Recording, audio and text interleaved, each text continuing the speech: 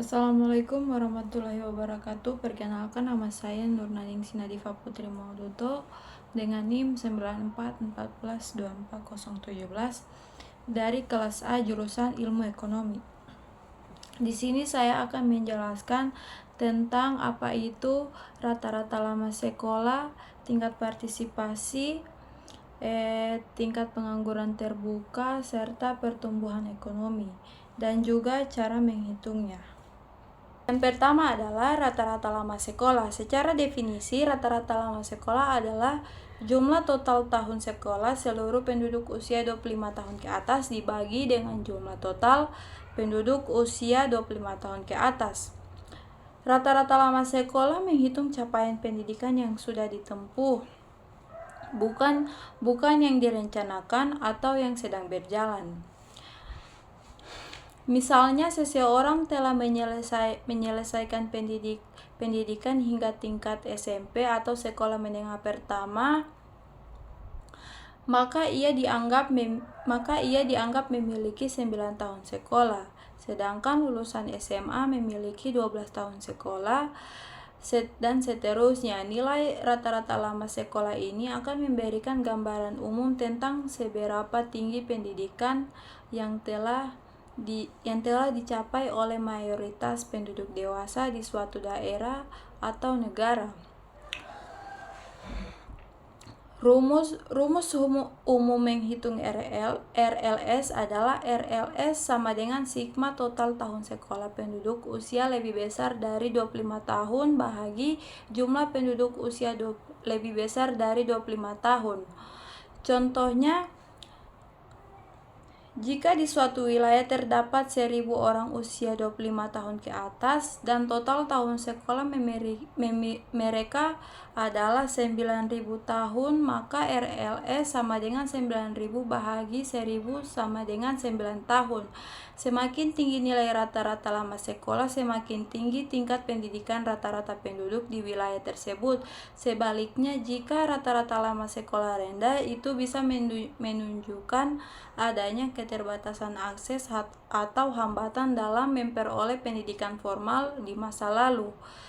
Rata-rata lama sekolah juga sering dibandingkan dengan indikator harapan lama sekolah atau HLS yang mengukur berapa lama anak-anak usia sekolah saat ini diperkirakan akan bersekolah di masa depan. Jika pola pendidikan saat ini tetap berlaku secara keseluruhan, rata-rata lama sekolah penting untuk perencanaan pembangunan, terutama dalam bidang pendidikan dan sosial, karena membantu pemerintah memahami capaian pendidikan masyarakat dan menyusun kebijakan yang tepat untuk meningkatkan kualitas sumber daya manusia.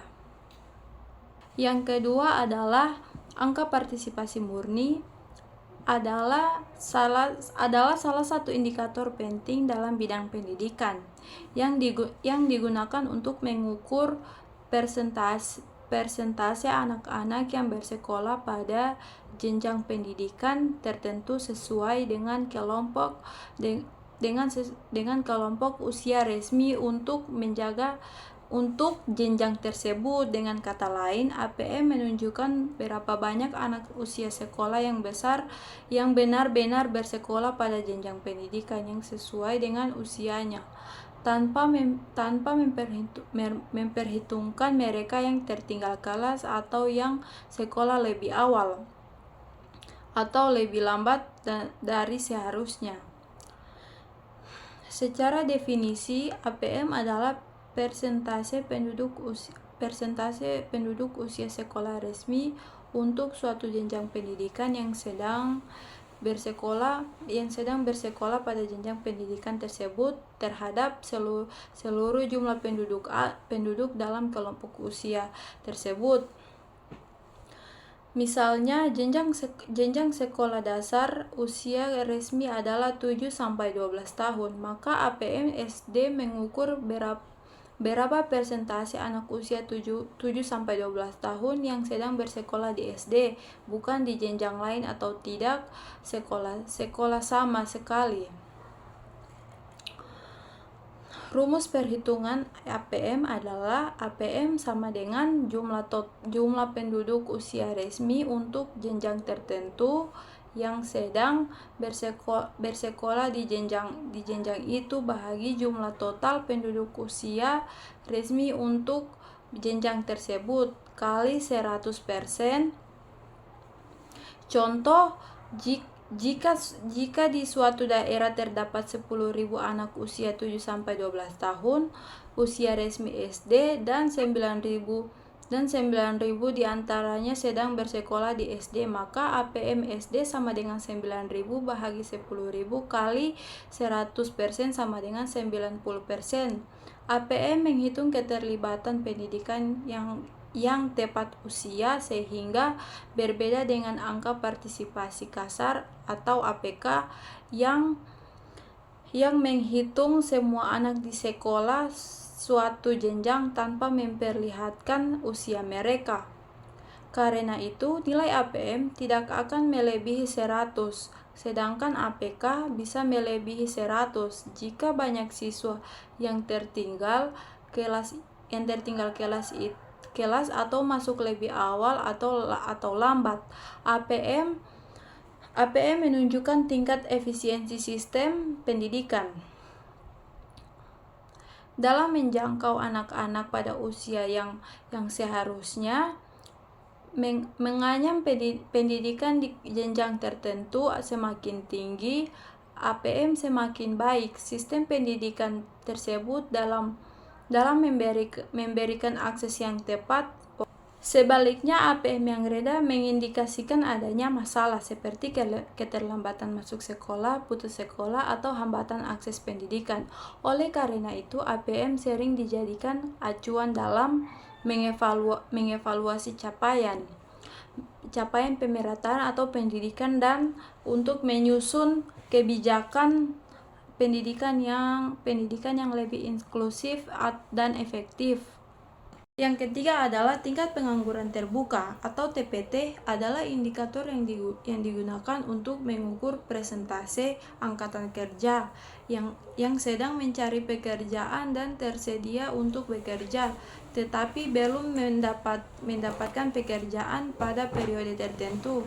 TPT merupakan salah satu ukuran utama dalam menilai kondisi ketenagakerjaan di suatu wilayah atau negara. TPT hanya menghitung mereka yang benar-benar tidak bekerja sama sekali tetapi aktif mencari pekerjaan dan siap untuk bekerja, sehingga tidak termasuk orang yang tidak bekerja namun tidak mencari pekerjaan seperti ibu rumah tangga atau pelajar atau pensiunan. Secara definisi, TPT adalah persentase jumlah penganggur terhadap jumlah angkatan kerja. Yang dimaksud dengan angkatan kerja adalah penduduk usia kerja biasanya 15 tahun ke atas yang sedang bekerja atau aktif mencari pekerjaan. Jadi, TPT tidak mengukur seluruh penduduk melainkan hanya mereka yang termasuk dalam kategori angkatan kerja.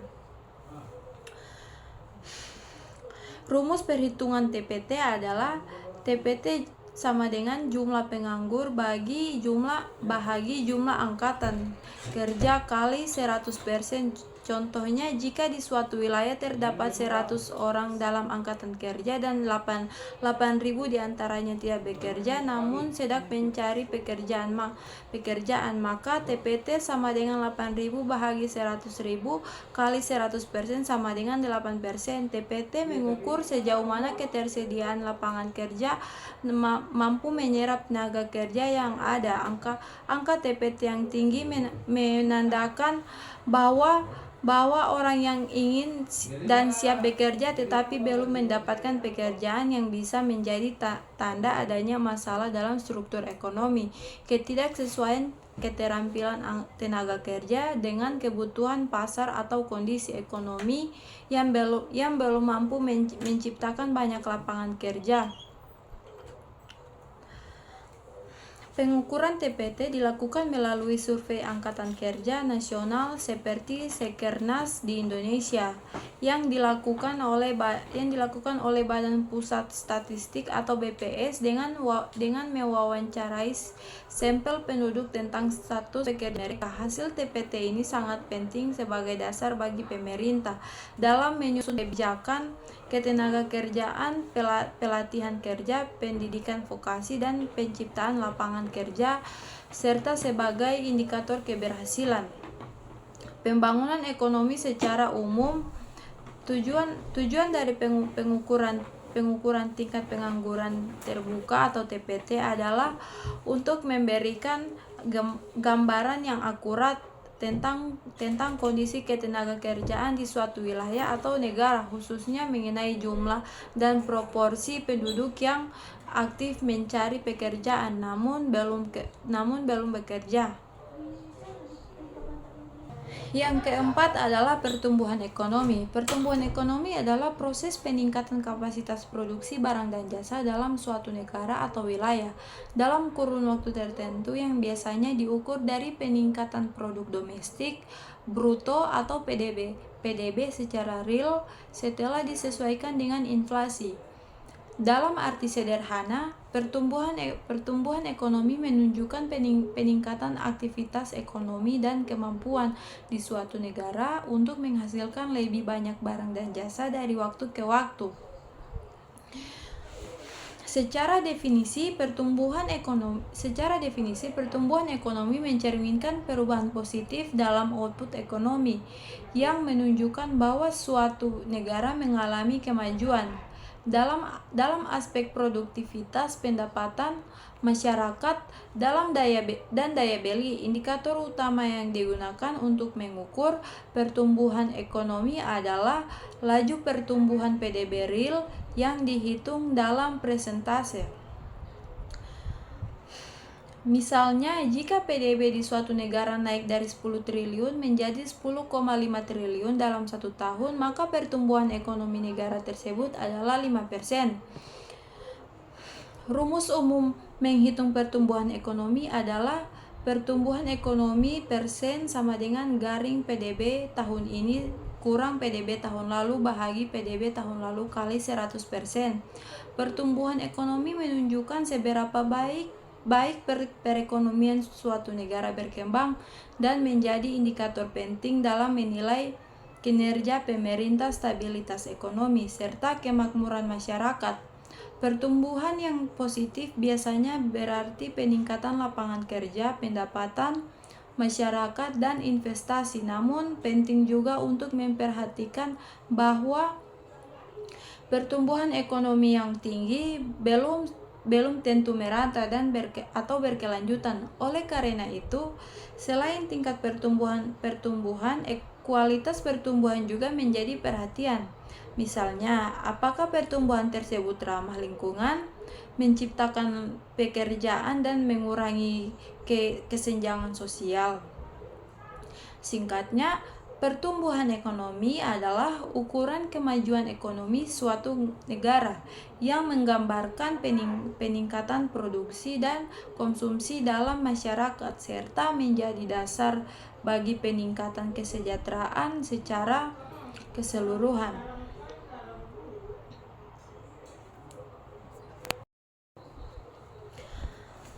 Pengaruh rata-rata lama sekolah atau RLS, angka partisipasi murni atau APM, dan tingkat pengangguran terbuka atau TPT terhadap pertumbuhan ekonomi dapat dijelaskan secara teori melalui pendekatan ekonomi pembangunan, dan teori modal manusia. Ketiga indikator ini berkaitan dengan kualitas dan produktivitas sumber daya manusia yang merupakan salah satu faktor utama dalam mendorong pertumbuhan ekonomi jangka panjang. Berikut adalah hubungan teoritisnya secara rinci.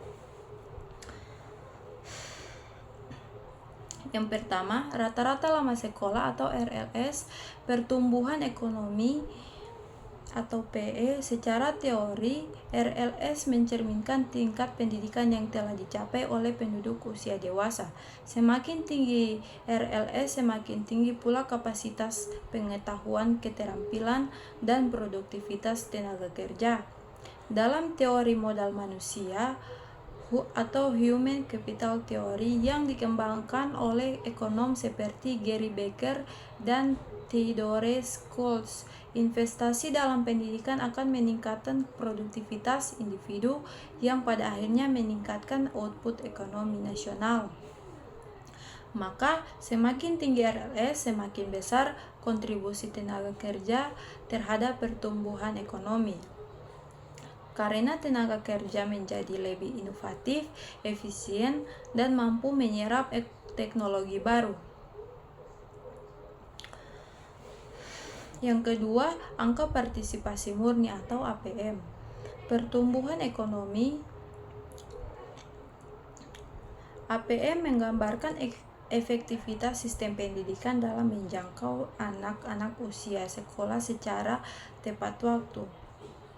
Semakin tinggi APM, semakin banyak anak yang mengikuti pendidikan pada usia yang seharusnya, yang berarti investasi pendidikan dilakukan secara dini dan merata. Dalam jangka panjang, hal ini menghasilkan generasi yang lebih baik, terdidik, dan siap kerja, yang meningkatkan kualitas sumber daya manusia di masa depan.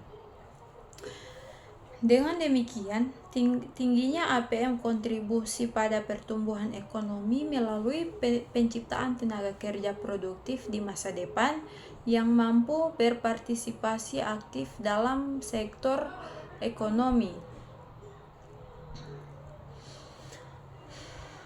Yang ketiga adalah tingkat pengangguran terbuka atau TPT. TPT menunjukkan sejauh mana angkatan kerja terserap di pasar kerja dalam teori ekonomi makro klasik dan Keynesian. Pengangguran yang tinggi mencerminkan underutilization atau pemanfaatan yang kurang optimal dari sumber daya tenaga kerja, yang menurunkan output nasional. TPT yang tinggi berarti tenaga kerja tidak dimanfaatkan secara produktif sehingga menghambat pertumbuhan ekonomi. Sebaliknya, penurunan TPT menunjukkan peningkatan penyerapan tenaga kerja, yang berarti lebih banyak faktor produksi yang digunakan sehingga mendorong peningkatan PDB dan pertumbuhan ekonomi.